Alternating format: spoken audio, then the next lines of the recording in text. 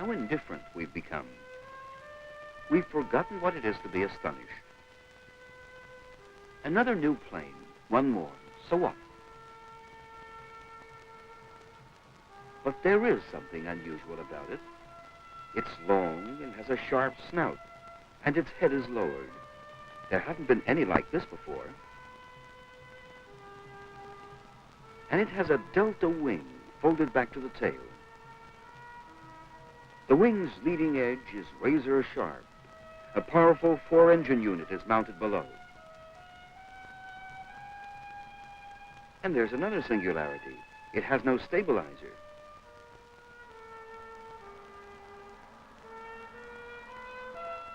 This is the new Tupolev Supersonic airliner. Takeoff. Script, Anatoly Agranovsky. Direction, Vermisheva.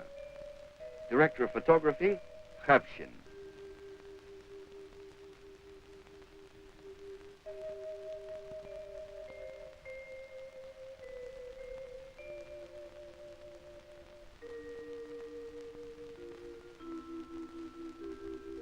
A Central Documentary Film Studios production.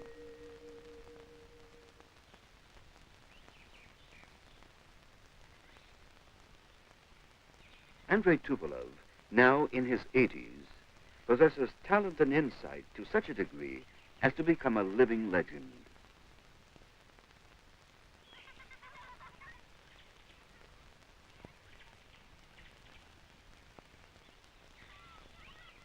This film is about the TU-144, his latest model, in a long life wholly dedicated to aircraft engineering.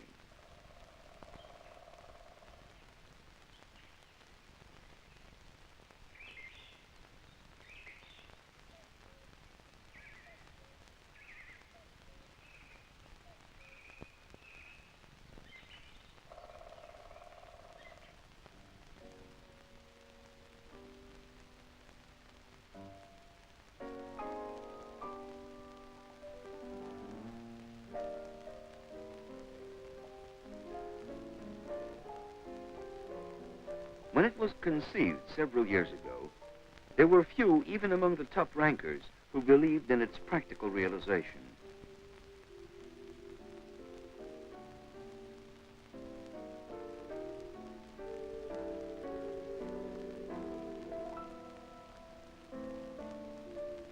They would often get together like this and calculate, design, ponder, and discuss indefinitely.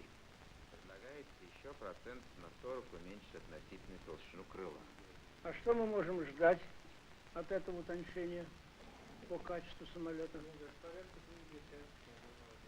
Чего 0,2? Качество, да, максимального качества. Сколько процентов? Сколько процентов? Это порядка 3%. They had worked together for years and understood one another at a glance. It's said locally that anyone who can out-argue the general designer can count on a bonus or a promotion. Couldn't the flutter effect appear in your control system? And the body strengthening engineers will see how much metal they must add. I'll do the drawings counting on the body strengthening engineers making their corrections. Get started, and we'll find some time later for a report back.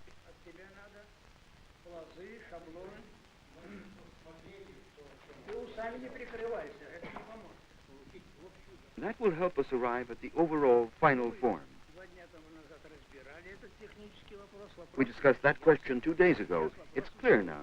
You finished turning over the finals to Ilyushin, so he can speed up his part of the job.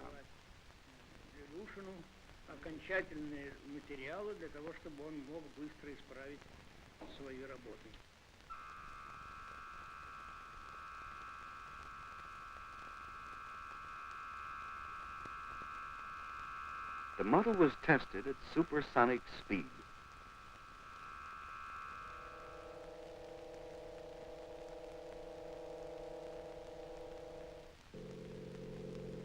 And here the character of the streamlining was studied.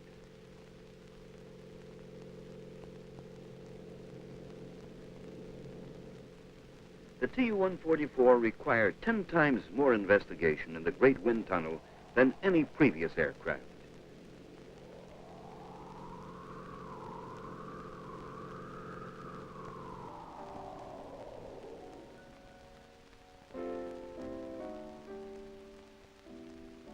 This is father and son. Andrei Tupolev has trained hundreds of aircraft designers. He founded a school of aircraft engineering. His son Alexei, chief designer of the TU-144, has followed in his footsteps. A tailless design was chosen. What would it look like in reality?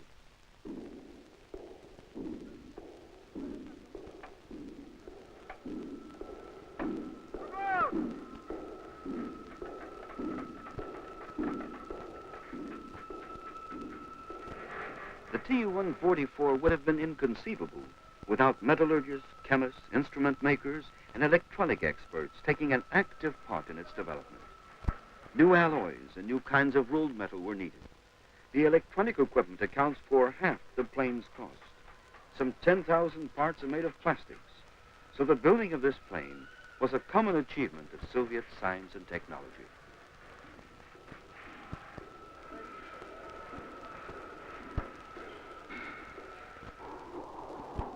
This is a fighter plane. It flies at the design speed for the TU-144, 2,500 kilometers an hour, more than twice the speed of sound. So it's nothing new. Our foremost Army pilots have mastered it. What is new, though, is that Tupolev has put this incredible speed at the disposal of ordinary mortals. However, not only the speed, altitude, and distance barriers have been surmounted, but the reliability barrier, too.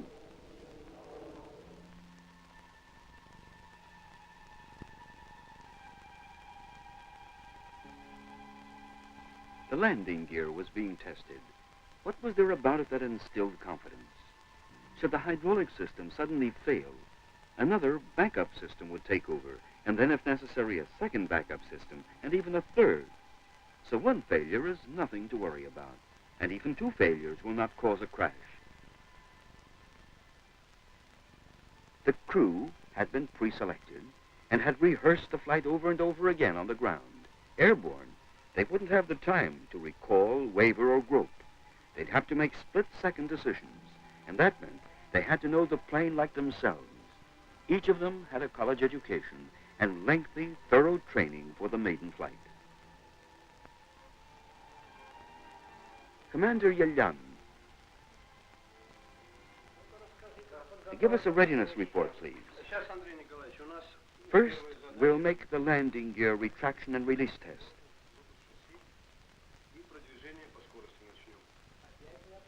I wanted to hear what you have to say about takeoff. We've considered Alexei's remarks about reducing the ground run. The shorter the takeoff, the quicker will be airborne. Well, to you who are about to fly, fingers crossed.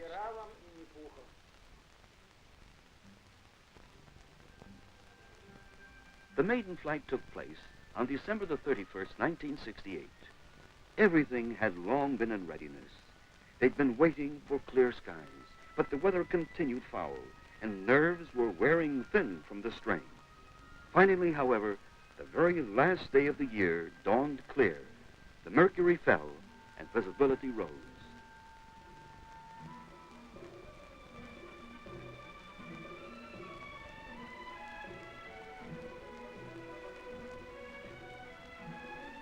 Andrei Tupolev had watched 120 maiden flights, and here he was again, waiting.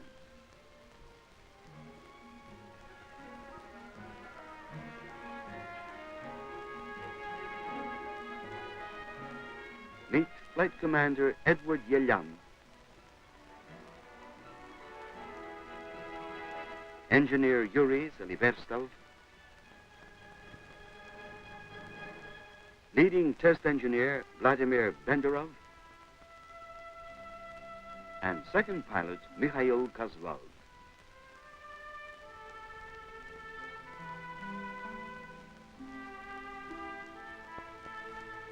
Yes, it was a fine day indeed. It was good to be alive on a day like that, as a well-known test pilot put it.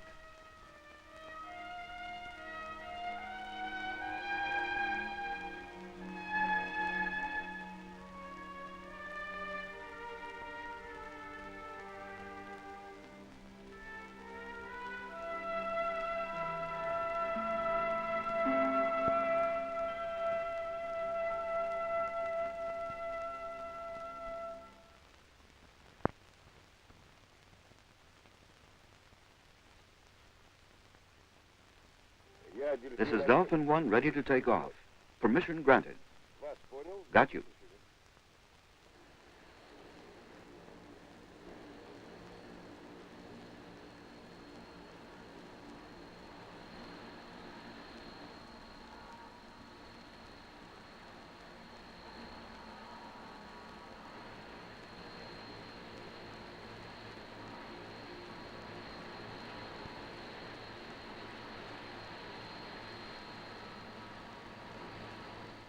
Some compare it to a bird, for a bird never takes wing with its head drawn back.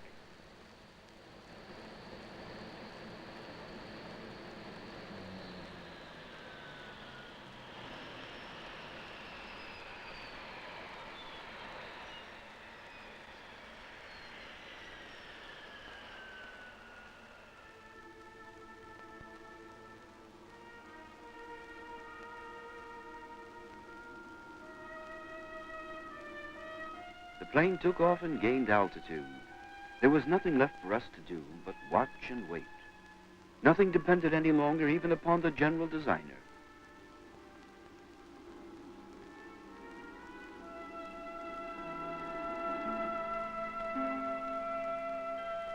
Mr. Tupolev, how did you begin?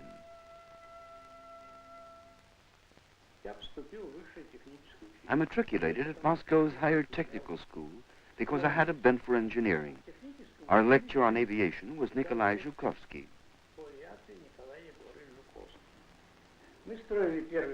We built the first glider, and I made my first flight. When Zhukovsky decided to set up an aerodynamic laboratory at the school, he said that Tupolev had clever hands, so he would be in charge of the equipment. Руки хорошо работают.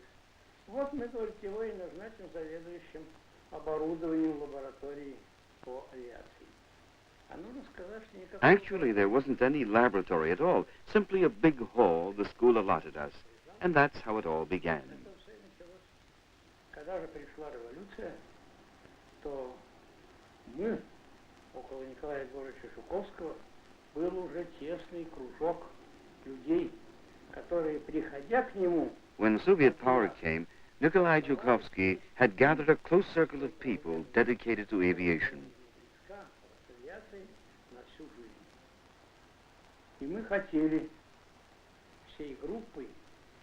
We all wanted to help our Soviet country.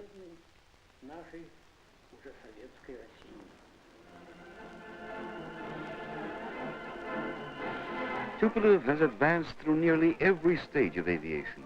He even recalls planes of plywood. He built the first all-metal aircraft. This is one of them, the ANT-3. ANT are his initials.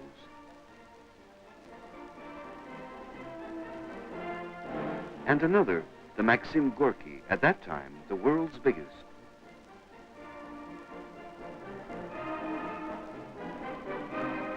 And this is the ANT-6 at the North Pole.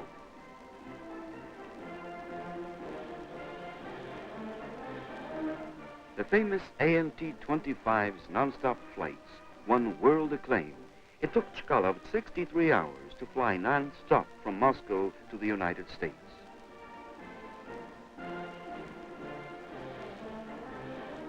This is a Tupolev heavy bomber taking part in a landing operation.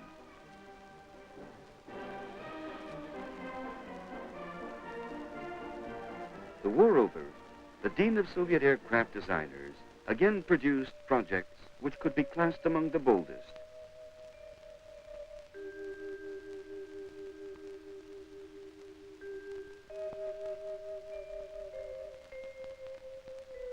The TU-144, flagship of the Soviet Civil Air Fleet.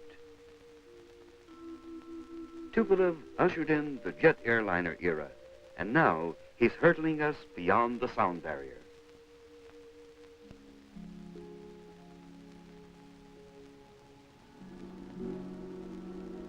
The flight continued. Now the plane raised its head. For supersonic flight, it needed a long, pointed nose. So far, so good. Everything was proceeding normally. I've stopped climbing. Everything on board is tip-top. The craft handles with astonishing ease. Now I'm banking for the first time. The ground is visible. We've finished the maneuver. Now we're going to fly over. Have a look at us from down below. How does she look? Not bad, huh?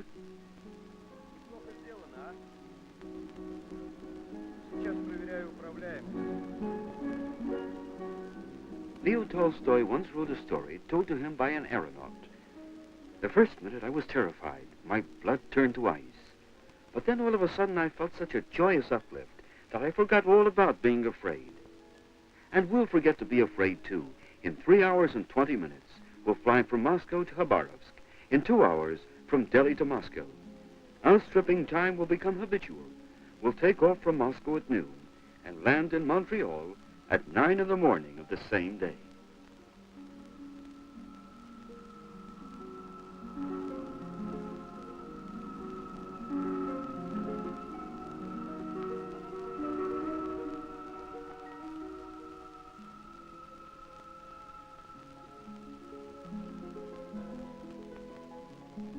We enter the plane, walk down the nylon carpeted aisle, and settle in a soft armchair.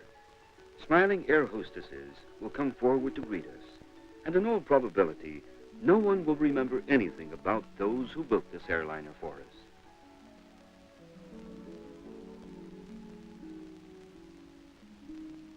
There are 300,000 meters of wiring alone. Of course we won't remember.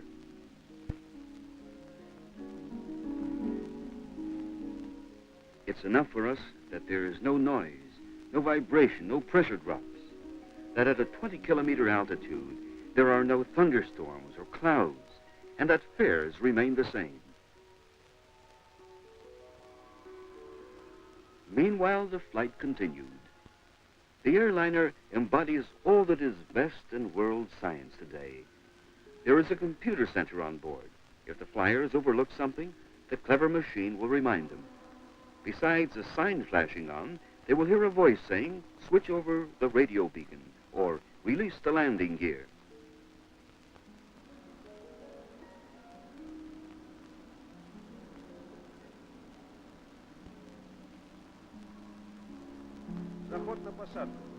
I'm coming in for a landing. Now the aircraft had lowered its head, for the flyers need a good all-round view for landing. This was not simply another new aircraft heading home. It was a new history-making stage in world aviation.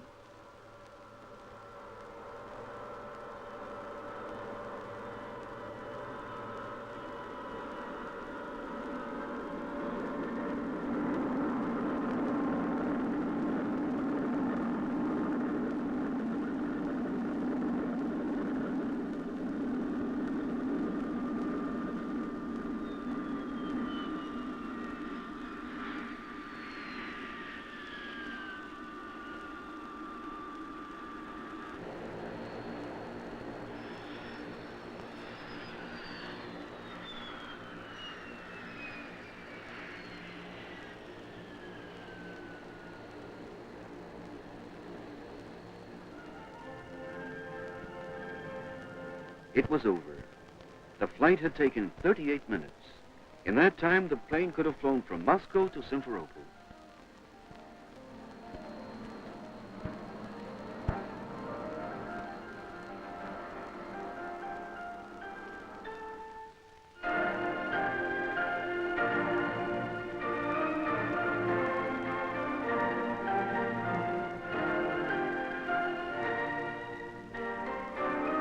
These people can rejoice.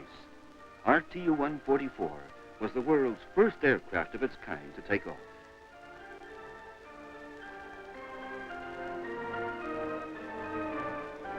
This was only its maiden flight. Tests and trials will continue.